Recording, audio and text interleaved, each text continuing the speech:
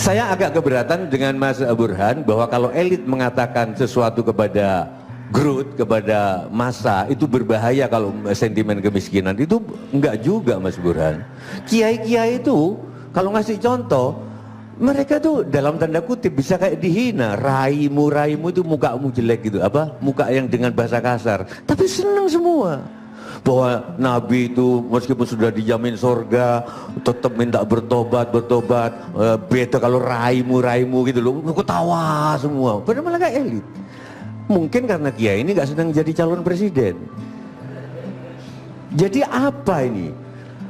Bahasa ini sebagai simbol atau merefer fakta. Saya punya teman yang sangat ketat sebagai kebudayaan, bahasa tidak merefer fakta. Ketika dia makan, saya ngomong ingus, saya ngomong kotoran, dia tidak jijik karena bahasa tidak merefer fakta. Atau bahasa sebagai simbol. Kalau bahasa sebagai simbol yang merefer fakta, begitu dia makan soto Lamongan atau apa, terus aku ngomong baru dari WC atau apa, dia nggak makan. Nah sekarang kita itu terbelah. Ketika punya tujuan, bahasa sebagai simbol merefer fakta. Ketika nggak punya tujuan, nggak. Contoh ketika pembakaran bendera, oke, aku setuju kalau itu sebagai simbol dan kalian tersinggung. Sekarang pertanyaan saya sebagai homo simbolikum, sebagai manusia, sebagai makhluk simbol, kamu kalau lewat busway, jalur busway dikasih marka beton itu tersinggung nggak? Enggak. Loh, tersinggung. Harusnya cukup dikasih garis tanpa putus-putus di atas aspal karena kita makhluk simbol. Begitu sudah dikasih beton, kamu sudah dihina. Kenapa nggak terhina? Oke, terus di tempat merokok ada tanda rokok gini dicoret, terus kamu merokok. Oke, kenapa? Ya itu kan cuma simbol. Terus saya tanya, kenapa kalau bendera dibakar kok marah? Jangan disamakan dengan bendera, jangan rokok. Ini bendera lain. Maksud saya, bendera itu masalah keimanan, rokok masalah akhlak. Mana yang lebih penting, akhlak atau iman? Dan lain-lain. Yang ingin saya katakan adalah, sampai kapan kita kayak gini Pak Karni? Sampai kapan? Sontoloyo diperdebatkan, ini diperdebatkan. Mas Mustafa Nahra, sekarang itu sejak saya jadi presiden Janjuker, bukan cuma di Jawa Timur loh, Janjuk itu di mana-mana orang ngomong Janjuk dan nggak apa-apa. Rektor juga, Gusmus juga, Pak Mahfud MD juga ngomong Janjuk, udah biasa. Asu juga biasa. Jangan marah lah dengan bupati yang Asu itu biasa, keakraban. Kalau lama nggak Asu, biasa, gitu loh.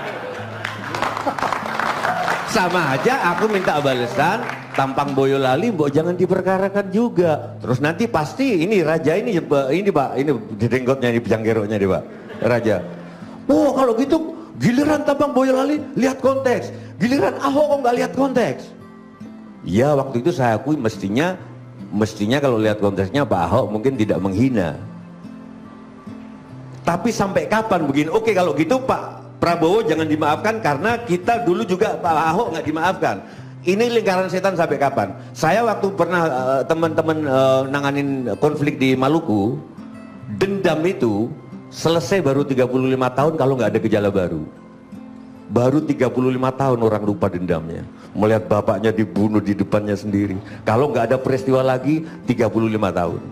Oke sekarang saya tantang, bisa nggak kubu Jokowi memaafkan Prabowo? Tanpa mengungkit-ungkit loh kalau Ahok kok nggak gitu, atau kalau nggak bisa nanti kubu Prabowo yang bilang gitu. Kalau Pak Jokowi bilang sebentar nggak bisa dibandingkan dengan Ahok. Kalau Ahok itu jelas penistaan agama, saya kira. Biarin aja dia berpendapat.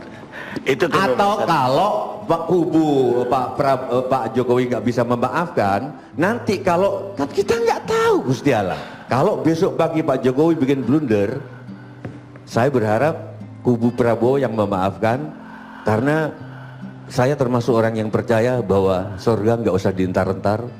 Tapi begitu kau dendam saat ini, begitu juga kau sudah masuk neraka rasanya panas. Saya kira itu. Cuman sekarang pertanyaan untuk Budiman dan seterusnya, untuk Rocky juga nggak usah dijawab di sini. Dulu kita nggak sensitif begini, kenapa kita jadi sensitif? Apa karena daya beli masyarakat turun? Ini tapi bisa aku bantah. Karena saya jelek-jelek begini yang ngerti sejarah dikit-dikit. Revolusi Perancis tidak diawali sama orang lawyer-lawyer miskin, tapi lawyer-lawyer kaya. Imperium Romawi justru terjadi revolusinya, runtuhnya ketika Romawi pada puncak-puncaknya dan ketika suplai barang dari Laut Tengah sangat kuat-kuatnya, dan Yugoslavia runtuh ketika Yugoslavia sedang peak, sedang makmur-makmurnya.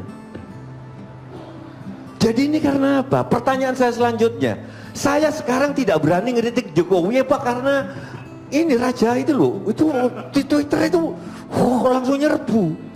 Dulu Pak Karni, saya bukan mau menggugulkan Pak SBY. Di zaman Pak SBY saya berani mengatakan gini, nge-tweet. Mari saudara, ketika Pak SBY pidato di TV, mari saudara-saudara kita indahkan perintah Pak Jokowi untuk menghemat energi. Perintah Pak SBY untuk menghemat energi, maka ketika Pak SBY pidato matikan TV. Aku berani gitu. Aku juga berani ngomong kita sudah banyak salah tafsir. Salah tafsir yang berikutnya apa? Di zaman Pak SBY ini, salah tafsir berikutnya kita salah tafsir Pak SBY kita anggap sebagai presiden. Aku sekarang kok nggak berani Pak Karni. Apa karena saya makin tua? Pertanyaan satu. Atau karena ini loh, cebong-cebong ini loh, gitu loh. Wah kan guru tuh. Jadi ini untuk kalau ini sensitifnya masyarakat, tapi aku ngomong jancuk ke siapapun nggak ada yang tersinggung. Apakah supaya aku harus nyapres dulu supaya aku di penjara ya? Enggak. Karena potongan Anda itu udah jancuk. Oke, saya kira itu Pak Karni. Tapi ini ada yang viral sekarang. Bisakah politik meniru ini Mas Budiman? Bisakah politik ini meniru ini Mas Narawi, Mas Fadlizon? Ada lomba maraton yang menjelang finish, itu viral sekali. Yang itunya Pak Karni, saingannya sudah mau masuk finish juga terus kecekluk. Kecekluk ya bahasa Indonesianya? Jatuh. Ditolong Pak Karni. Ditolong Pak Karni. Pleset. Terus naik lagi kecekluk, ditolong lagi. Nah, bisakah begini? Artinya kalau Pak Jokowi mau meraih kemenangan terhormat, jangan dilemahkan Pak Prabowo. Justru kalau Prabowo lemah, kuatkan. Jadi menangnya itu wah. Dan sebaliknya. Makasih.